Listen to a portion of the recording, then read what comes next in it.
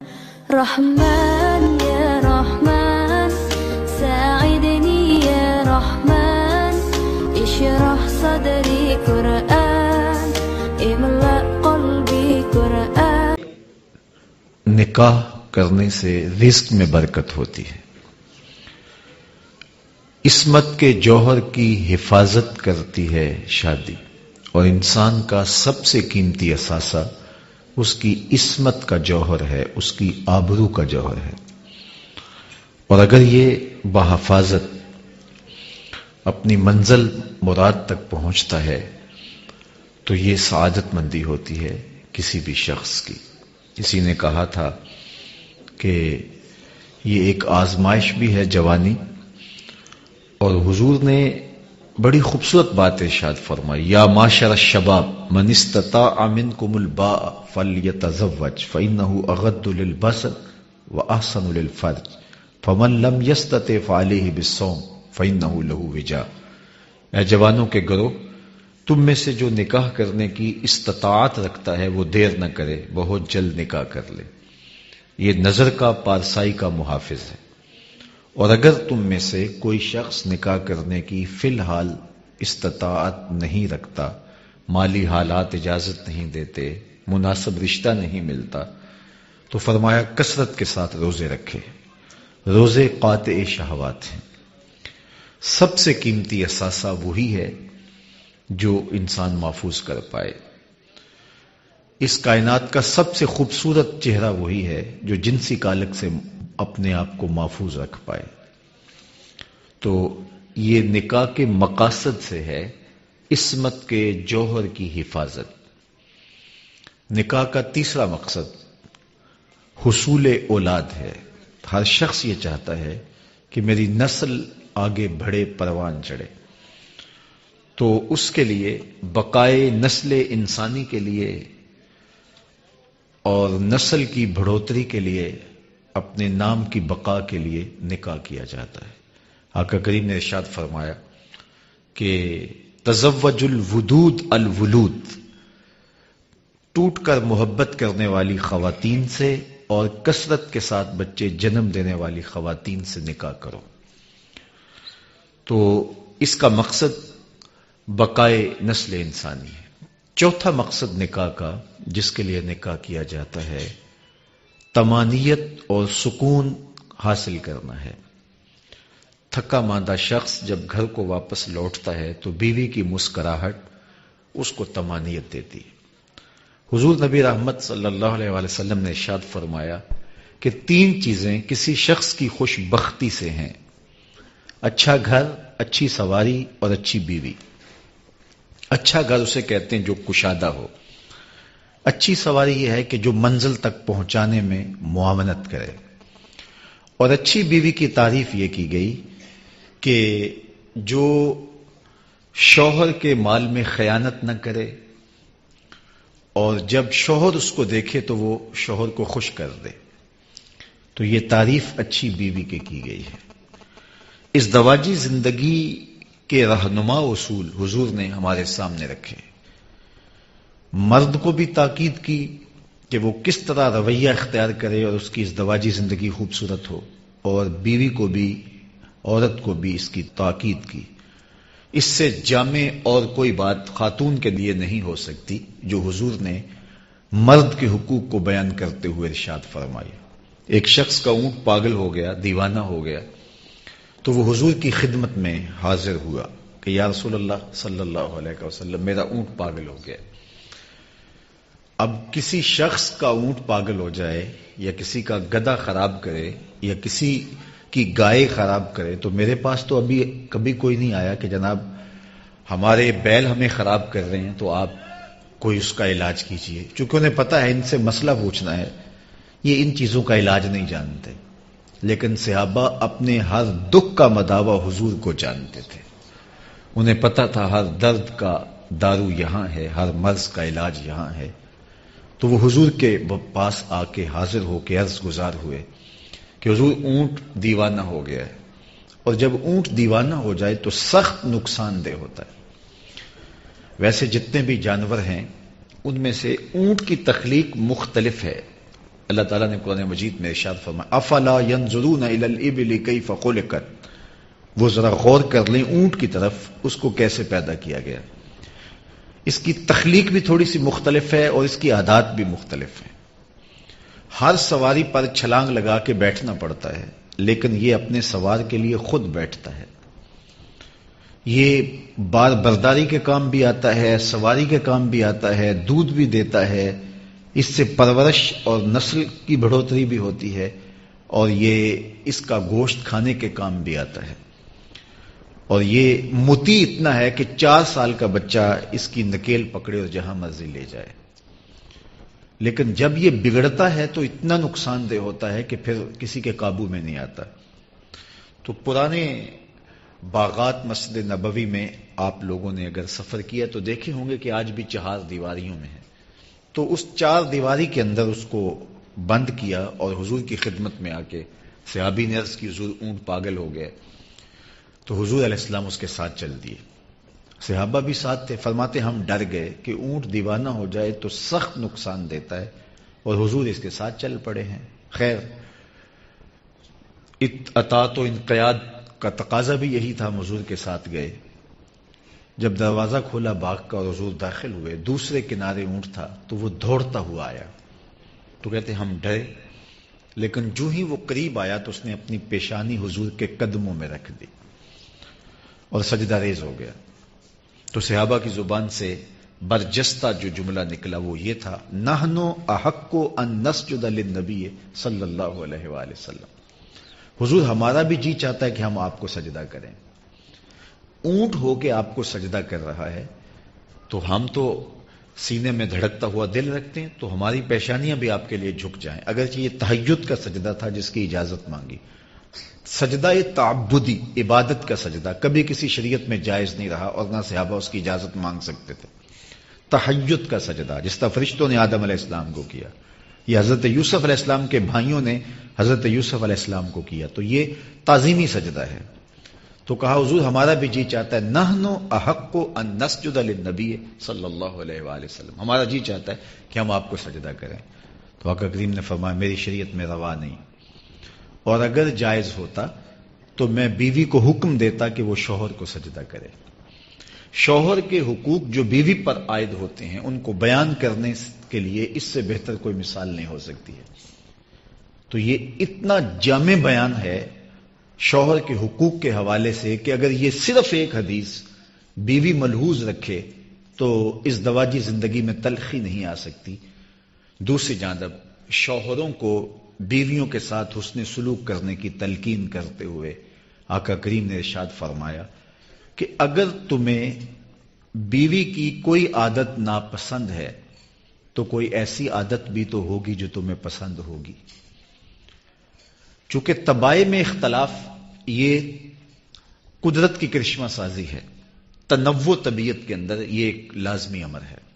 2 آدمیوں کے درمیان مکمل موافقت پائی جائے، جب کہا جاتا ہے کہ 2 تو بس ایک ہی صورت ہیں، ان کی عادات، خصائل، طرز زندگی، انداز معاشرت بالکل ملتا جلتا ہے، تو دنیا کے جدید دنیا کے ماہرین کہتے ہیں کہ 2 آدمیوں کے مابین مکمل موافقت اگر مان لی جائے تو وہ 80% ہوگی، 20% پھر بھی طبیعتوں میں اختلاف پایا جائے گا، یہ فطرت کا حسن ہے۔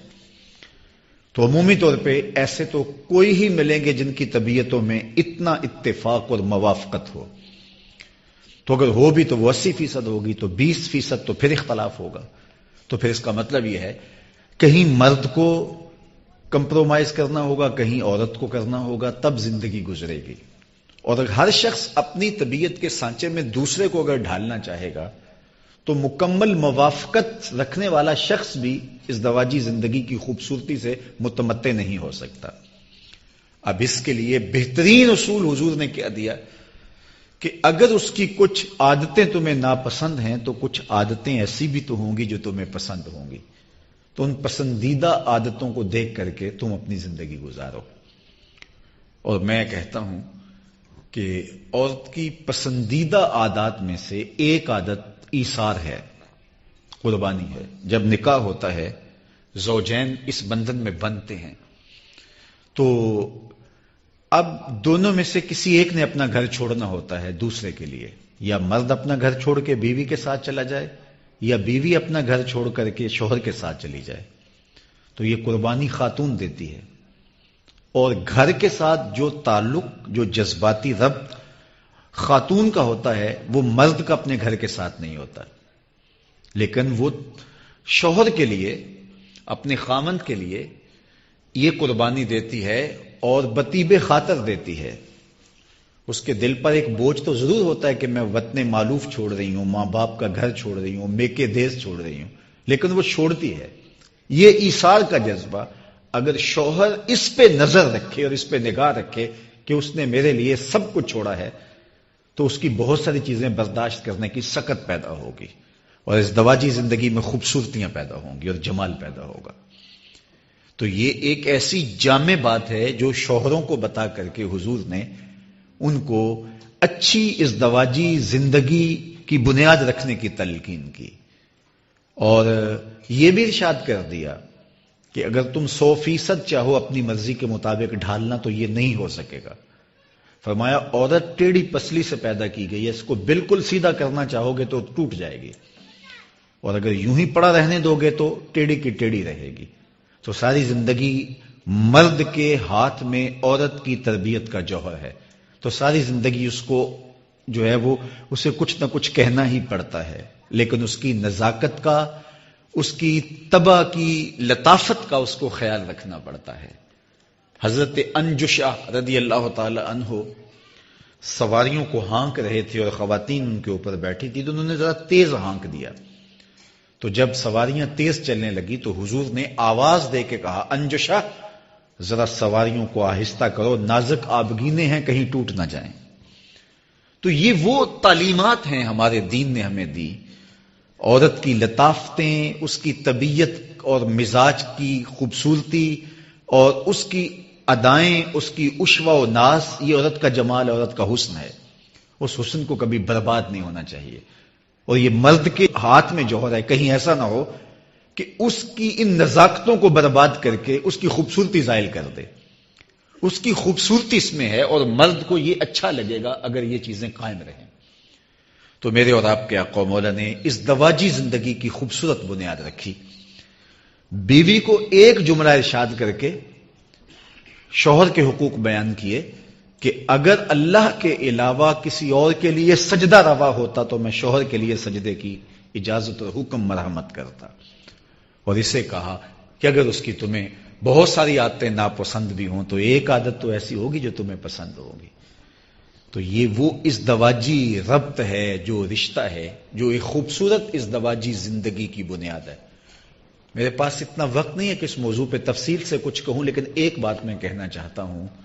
میاں بیوی کا باہمی ارتباط اور ان کا باہمی محبت کا ربط اور قلبی، ذہنی، فکری موافقت ایک اچھی اولاد کی ضمانت ہے. جب زوجین کے مابین فکری ہم آہنگی نہیں ہوگی، قلبی موافقت نہیں ہوگی، الجھاؤ پیدا ہو جائے گا. دنیا کے کسی ماہر سے پوچھ لیں کہ کبھی اولاد کی وہ تربیت نہیں ہو سکتی، اولاد خراب ہو جائے گی.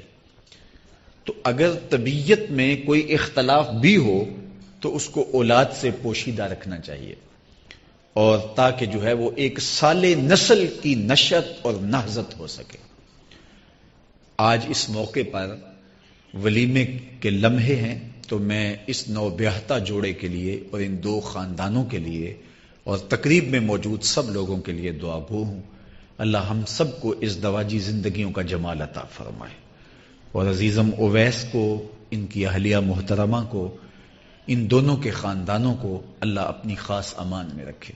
اللہ ان کے دلوں میں موافقت، موانست، الفت، محبت اور رافت کے جذبے فروغ پذیر فرمائے.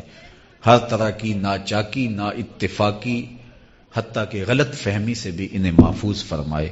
دونوں خاندانوں کی آنکھوں کو ٹھنڈک، دلوں کو قرار اور روحوں کو تسکین پہنچائے، اور ان کے مابین پہلے سے موجود دو خاندانوں کے درمیان جو محبت ہے، یہ نکاح اس کے ازدیاد کا سبب اور ذریعہ بنے. جتنے لوگ آپ تشریف لائے، اللہ سب کو خیر دے، سب کو برکتیں دے. ہمارے بیٹوں ہماری بیٹیوں کے لیے اللہ صالح نیک رشتے نصیب فرمائے، جس سے ہمارے دلوں کو ٹھنڈک پہنچے، ہماری آنکھوں کو تسکین پہنچے۔ خوشی اور مسرت کے موقع پر میں ان دونوں خاندانوں کو مبارکباد پیش کرتا ہوں اور اس شعر کے ساتھ اپنی گفتگو کا اختتام کرتا ہوں۔ مسرت شادمانی کے حسین لمحے مبارک ہوں، خدا آباد رکھے تا ابد حاصل رہیں خوشیاں۔ جی مجھے کچھ اور کہنے کے لیے منتظمین کی طرف سے عزیزم اویس بھائی کے والد بزرگوار کی طرف سے فرمایا گیا ہے، تو ویسے یہ میرا مزاج نہیں ہے لمبا خطاب کرنے کا، بالخصوص ایسی تقریبات میں۔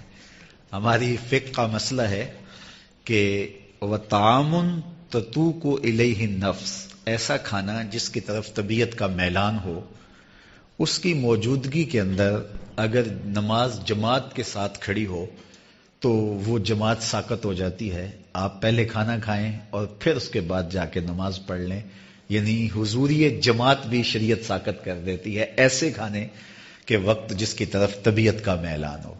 تو جب جماعت بھی ساقط ہو جاتی ہے تو میری تقریر ساقط کیوں نہیں ہوگی؟ لیکن چونکہ ان کا حکم ہے اس لیے میں چند لمحے کچھ اور اس عنوان سے گفتگو کر دیتا ہوں۔ جی اللہ آپ کو جزائے دے، کھانا بھی اس دوران میں لگ جائے گا اور انشاءاللہ ہماری گفتگو بھی میں تو اپنے حساب سے مکمل کر چکا، مزید زیادات کہہ لیجیے۔ اللہ آپ کو اپنی خاص رحمتوں اور کرم نوازیوں سے مالا مال فرمائے۔ اچھا، میں نے ابتدا میں ایک جملہ کہا کہ جو نکاح ہے اس کے جملہ مقاصد میں سے ایک مقصد عصمت کے جوہر کی حفاظت ہے، اور یہ بڑا بنیادی مقصد ہے نکاح کا۔ لہذا تقریب نکاح کا مرتب ہونا اور منظم ہونا اس طرح سے چاہیے کہ یہ تقاضا پورا ہو رہا ہو۔ چونکہ نکاح کا مقصد یہ ہے تو پھر تقریب نکاح ایسی نہیں ہونی چاہیے کہ جس سے یہ تقاضا منہدم ہو جائے۔ آج کل ہماری شادیاں، ہمارے بیاہ اور ہماری تقریبات جس طرح بے حیائی، حیا باختگی اور بے شرمی کا مرقع بن گئی ہیں، اور اس کو فیشن کا نام دے دیا جاتا ہے، یا خوشی کا موقع ہے تو کوئی حرج نہیں ہے یہ کہہ کر کے اس کی اجازت فراہم کر لی جاتی ہے، جبکہ یہ شادی کے بنیادی مقصد کے ہی برعکس چیز ہے، جبکہ شادی کا مقصد عصمت کے جوہر کی حفاظت ہے۔ تو یہ ایک بدبختی ہے جو شادیوں کے اندر در آئی ہے، اور جس کے نتیجے کے اندر ہماری ازدواجی زندگیوں سے برکت اٹھ جاتی ہے۔ جس کام کا آغاز ہی شریعت بیضا کی مخالفت اور اقدار عالیہ کا ذبح کرنے کے بعد ہی جس کا آغاز ہوگا تو اس میں برکات کبھی بھی پیدا نہیں ہو سکتی۔ بعد میں لوگ یہ کہتے ہیں کہ ہم نے تو اتنی خوشیوں سے، اتنے چاؤ سے شادی کی، لیکن اس کی خوشیاں ہمیں نصیب نہیں ہو سکی۔ تو وہ اس لیے نہیں ہو پاتی کہ اس سے برکت کو ہم زائل کر دیتے ہیں اور برکت ختم کر بیٹھتے ہیں، اور اس کا سبب یہ ہے۔ تو یہ بات ذہن میں رکھیے کہ خوشی ہو یا غم کا مرحلہ، ہمیں کسی موقع پر بھی شریعت سے تجاوز کرنے کی سرے منہ بھی اجازت نہیں ہے۔ خوشی کے موقع پر بھی ہم شریعت بیضا کی مطابقت میں زندگی گزاریں گے، غم کے موقع پر بھی شریعت بیضا کی مطابقت میں ہم زندگی گزاریں گے۔ یہ نہیں ہے کہ ایک موقع ہمیں اجازت دے دی جائے اور دوسرا موقع ہے اس وقت ہم مستحبات اور مباحات کا خیال بھی رکھتے رہیں۔ غم کے موقع پر ہم ہر چیز کا خیال رکھیں، جو چیزیں اباحت کی حد تک ہیں یا استحباب کے زمرے میں آتی ہیں ہم ان کا بھی خیال رکھیں۔ میں نے ابھی تک کسی کو نہیں دیکھا کہ اس نے اپنے مردے کو کفن دیا ہو تو سفید رنگ سے علاوہ کسی اور رنگ کا کفن دیا ہو، کسی نے سیاہ کفن ڈال دیا ہو یا اور کسی رنگ کا کفن ڈال دیا ہو۔ حالانکہ کفن تو کسی بھی رنگ کا ہو سکتا ہے، لیکن مستحب یہ ہے کہ سفید رنگ کا کفن ہو۔ فرمایا اپنی مسجدوں کو زینت سفید رنگ سے دو اور اپنے مردوں کا کفن سفید رنگ کا ڈالو، تو مستحب یہ ہے۔ لیکن اگر کسی نے کسی اور رنگ کا کفن ڈال دیا تو شرعاً جائز ہوگا، لیکن آج تک ایسا میں نے آج تک نہیں دیکھا، شاید آپ نے بھی نہ دیکھا ہو، چونکہ فوتگی کا موقع ہے اور ہم ایک استحباب کا بھی اتنا لحاظ رکھتے ہیں۔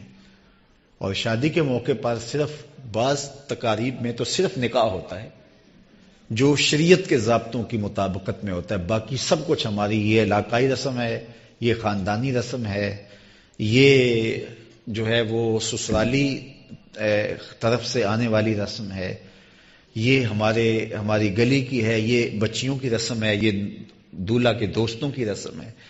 تو ہم نے سب کچھ دائیں بائیں سے جمع کر کے اور بہت ساری چیزیں ہم ہندوستانی تہذیب سے لے کر کے اپنے نکاح کے اندر اس کو ایک مغلوبہ بنا لیتے ہیں. اور وہ چیزیں جن سے شریعت نے دو ٹوک منع کیا ہے اور واضح اور دو ٹوک روک دیا ہے، اور اس کو ہم شامل کر کے اس کو شادی کی خوشی قرار دیتے ہیں. مجھے ایک سادی سی بات بتائیے کہ جب شادی اور نکاح کی تقریب ہونے جاتی ہے تو خاندان کے اندر کچھ لوگ ناراض بھی ہوتے ہیں، روٹھے بھی ہوتے ہیں. تو اس موقع پر ایک اچھی بات ہے کہ سب کو جوڑ لیا جاتا ہے. خاندان کے بڑے بوڑھے مل کے کہتے ہیں کہ ماما ناراض ہے تو اس کو راضی کر لیا جائے، چچا ناراض ہے تو اس کو راضی کر لیا جائے، پھپھو ناراض ہے تو اس کو باقاعدہ وفد بن کے جاتے ہیں اور ان کی باتیں بھی سنتے ہیں. یہ بڑے خاندانوں کے اندر بوڑھے اچھے بزرگ ہوتے ہیں جن کی کوشش ہوتی ہے کہ اس موقع پہ کوئی ناراض نہ رہے، خوشی کا موقع ہے. تو ماموں بھی آ گئے، چچا بھی آ گئے، خالہ بھی آ گئی، پھپھو بھی آ گئی، سب راضی ہو گئے.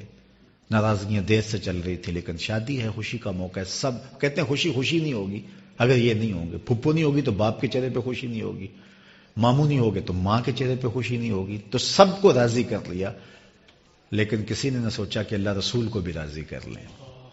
اگر شریعت کا مذاق اڑائیں گے اور اپنی من مانی اور خواہش نفس کے مطابق شادی کی تقریب کو مرتب کریں گے تو اللہ بھی ناراض، اس کا رسول بھی ناراض. تو شادی پہ ہم ایک ایک کو راضی کرتے ہیں اور اللہ اس کے رسول کی ناراضگی مول لیتے ہیں اور جان بوجھ کے مول لیتے ہیں. تو اس کا پھر نتیجہ یہ کیا ہوتا ہے کہ شادیاں برکت کے نور سے خالی ہوتی ہیں. تو اس لیے شادی ہو یا غم، خوشی کا موقع ہو یا مرحلہ مرگ، ہر موقع پہ میں شریعت بیضا کی حاکمیت کو تسلیم کرنا چاہیے. ظفر اسے آدمی نہ جانیے چاہے جتنا بھی ہو، صاحب فہم و ذکا، جسے عیش میں یاد خدا نہ رہی، جسے تیش میں خوف خدا نہ رہا. عیش کی زندگی ہو یا تیش کی، خوشی کا موقع ہو یا مرحلہ غم، ہر موقع پہ شریعت بیضا کے دامن کو مضبوطی سے تھامنے کی ہمیں تلقین کی گئی ہے. تو مجھے اس بات کی قلبی مسرت ہو رہی ہے کہ ولیمے کے اس موقع پر کوئی ایسا انداز اختیار کرنے کی بجائے مدح رسالت مآب صلی اللہ علیہ وسلم کے پھول پیش کیے گئے، تلاوت کلام مجید کی جولانیاں اور اس کی نورانیت اور اس کا نور بانٹا گیا، اور حضور علیہ الصلوۃ والسلام نے جو ہمارے لیے رہنما اصول بتائے ہیں، اور یہ مواقع ہوتے ہیں کہ ان مواقع پر یہ سب کچھ بتایا جائے.